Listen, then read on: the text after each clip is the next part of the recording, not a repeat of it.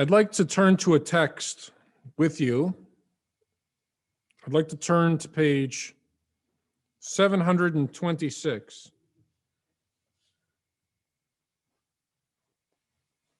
Page 726 in the Siddur.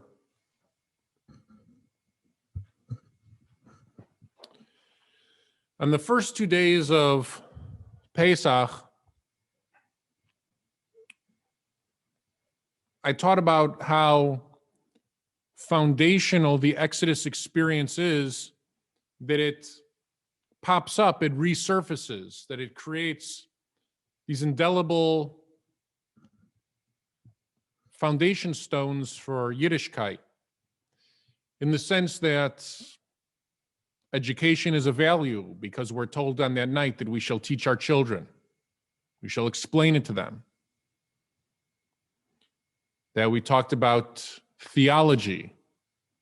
God introduces God's self to us in the 10 Commandments by explaining, I am the Lord your God who redeemed you from Egypt, who took you out of Egypt, and therefore you shall listen to these 10 statements. You shall follow them. You shall heed them.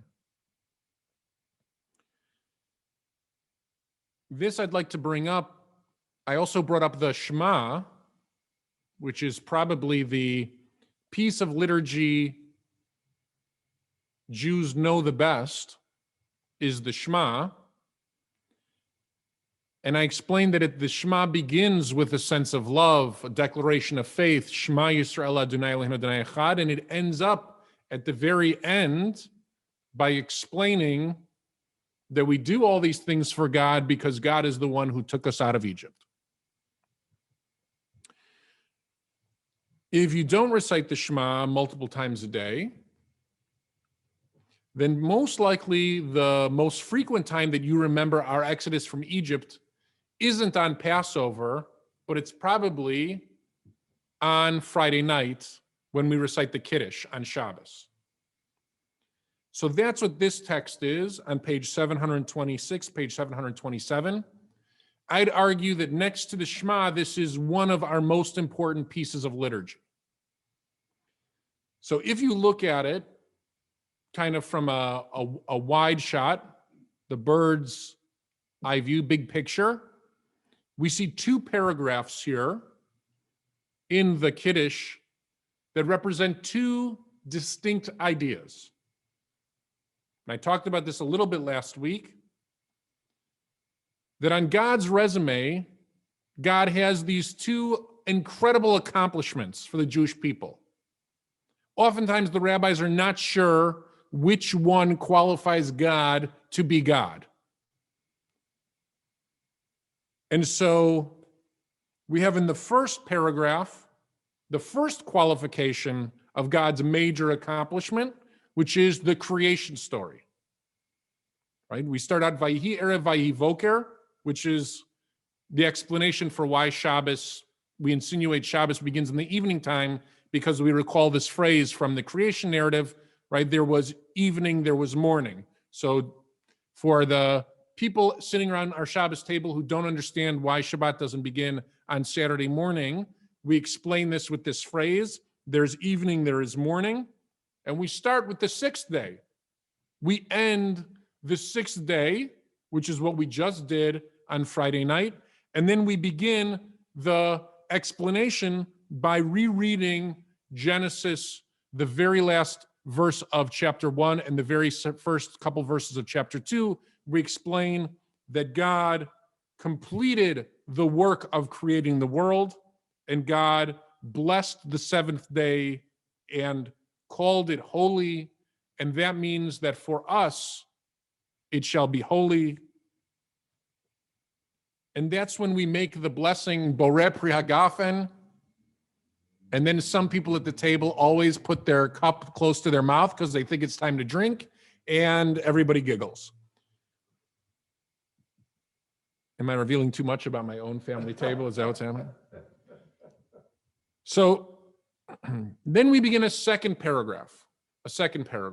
And this is where the the Claremont experience in me, the academic experience, one could takes hold, and you could argue quite simply, the Shabbos Kiddush is just bad editing. It's two different ideas. The rabbis aren't sure which is the right idea. Do we celebrate Shabbat because God created the world and God rested? Or do we celebrate Shabbat because we were taken out of Egypt and God gave us the 10 commandments in the Torah and we're commanded to celebrate Shabbat because of that experience? And I would say that when these pieces of liturgy take hold of our hearts and souls as a people, bad editing is a poor excuse of explaining why this resonates in our heart and soul. I would argue that the second explanation is much deeper and more complicated to explain than the first. That God did this, and we try to do this because we're emulating God, is a simple explanation that we can explain to children very, very quickly. But when we explain, praise are you, Lord, our King of the universe, whose mitzvot and holiness adds to our lives. I'm in the second paragraph on page 727, cherishing us through the gift of God's holy Shabbat, granted lovingly, gladly, a reminder of creation. It is the first among our sacred days recalling the Exodus from Egypt. Every single Shabbat we stand together and we raise our glass of grape juice or wine, and we recall the gift of peoplehood, because it would not have been simply creation alone that would have prompted Shabbat dinner tradition. If it was creation alone, we would look at all the other peoples of the world and everybody would have Shabbat dinner and make Kiddush. If it was just the first paragraph, if it was just because of creation, all of the traditions of the world would be the same. And the world has many beautiful traditions. As a rabbi, as a Jew, I would argue ours, of course, is the most beautiful that I am, of course, advocating for all of us to follow. But the idea is that we look around the world and we see people doing lots of different things, especially Dafka this morning.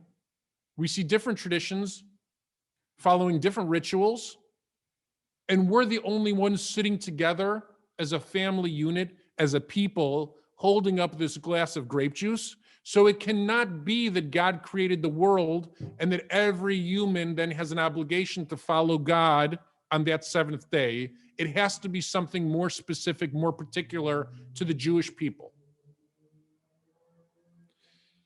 And so we drill down in the second paragraph. We drill down. Kihu yom techila lemikra kodesh. Right? It is the beginning. It is the first time that we were able to call a time holy. Zecher Litziat Mitzrayim. We recall the Exodus, our coming out of Egypt, when we could begin making decisions for ourselves, before which we could call no times holy. We could not control our own time.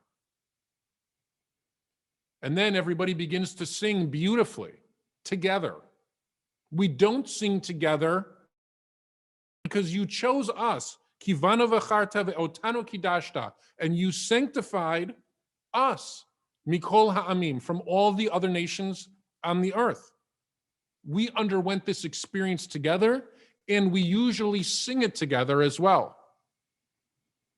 V'shabbat kochecha, and your holy time of the seventh day of Shabbat, be'ahava uveratzon hinchaltanu, with love and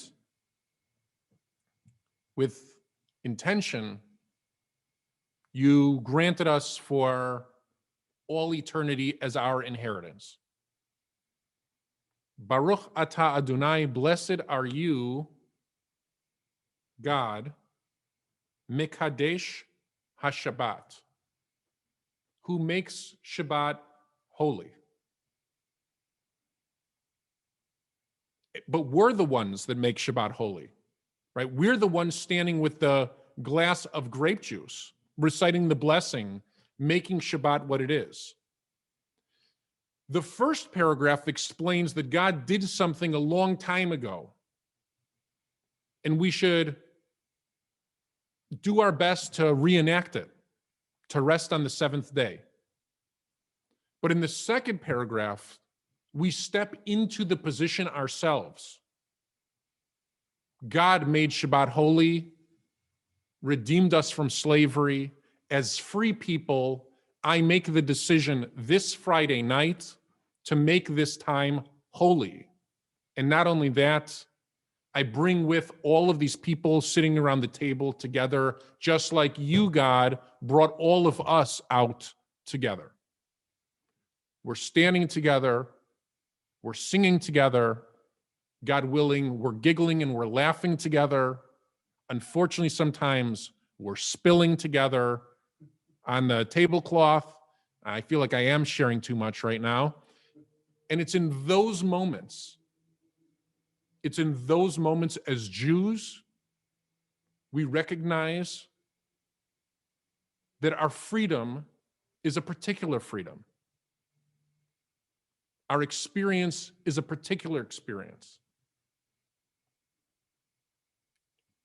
And the idea of hinchaltanu, the idea of it being transmitted as an inheritance, means that I'm not only sitting at the table with the loved ones that I have there at the table in that moment.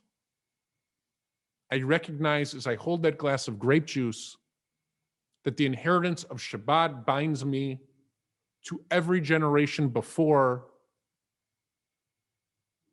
who held that grape juice in their hand and said this blessing all the way back to the first generation that walked out of Egypt, that decided to follow a leader who proclaimed faith in a God with a very complicated name, who it seemed as if only made God's self known to us through these miracles that would diminish over time. Now the miracle is that we can stand up ourselves. We can make dinner ourselves.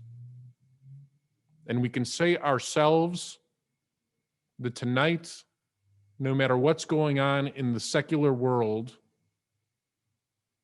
we know that we are bound to an inheritance that is greater than what's on TV, or that whatever concert is going on, or whatever other activity is happening. Our inheritance stems from our ability to be free, to make our own decisions, to sanctify ourselves and those we love. Passover is not something we only remember once a year during these 8 days.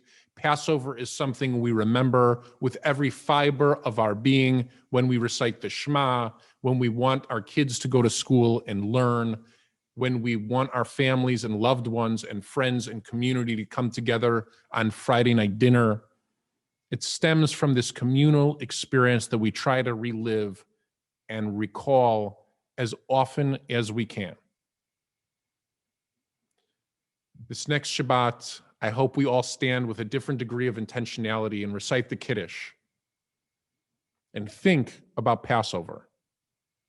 And then, God willing, quickly wash your hands, make hamotzi, and eat bread. Eat challah. Because I'm certainly done with matzah. Challah is the bread of freedom. Chag Sameach, everybody.